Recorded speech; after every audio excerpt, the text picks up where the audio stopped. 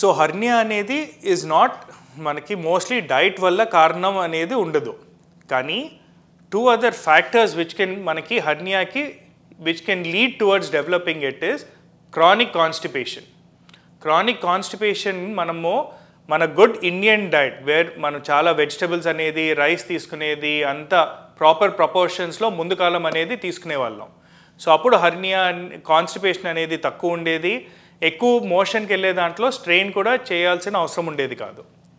మనం as such over period of time చాలా western diet, junk food, fast food లోపలికి వెళ్ళిపోయి లో రెసిడ్యూ డైట్ అనే దాంట్లోకి నెమ్మదిగా మారిపోతున్నాం.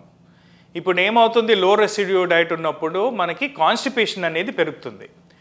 కాన్స్టిపేషన్ ఎక్కువ ఉన్న వాళ్ళల్లో ఏం చేస్తారంటే బాత్రూమ్కి వెళ్ళి బాగా స్ట్రెయిన్ చేసి ప్రెషర్ ఎక్కువ పెడితే అప్పుడు ఇంట్రా అబ్డామినల్ ప్రెషర్ పెరిగితే మన బార్డర్ లైన్ కొంచెం వీక్ మస్కులేచర్ ఉన్న వాళ్ళకందరికీ కూడా ఈ ప్రెషర్ పెరిగిన దానివల్ల హర్నియా డెవలప్ అయ్యే ఛాన్స్ ఉంటుంది. అదే టైం ఓల్డర్ ఏజ్ ఇండివిజువల్స్లో మనకి ప్రాస్టేట్ అనేది బాగా పెద్దగా ఉండి ఒంటేల్కి అడిగడికి పోవాల్సిన అవసరం వచ్చి బాగా ప్రెషర్ పెడతా ఉన్నారంటే వాళ్ళల్లో కూడా హర్నియా అనేది డెవలప్ అయ్యే ఛాన్సెస్ అనేవి ఉంటాయి.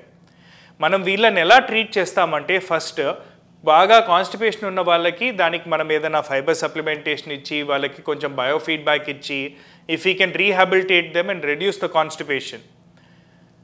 ఇన్ పీపుల్ మనకి యూరినరీ ప్రాస్టేట్ పెద్దగా ఉండి దానివల్ల బాగా ఇంట్రాబ్డామినల్ ప్రెషర్ పెరిగి హర్నియా ఉందంటే ఫస్ట్ ప్రాస్టేట్కి మనకి ఇంటర్వెన్షన్ ఏదైనా సర్జరీయా మందులతో అయినా దాన్ని సార్ట్అవుట్ చేసిన తర్వాతే హర్నియా రిపేర్ అనేది చేస్తాం.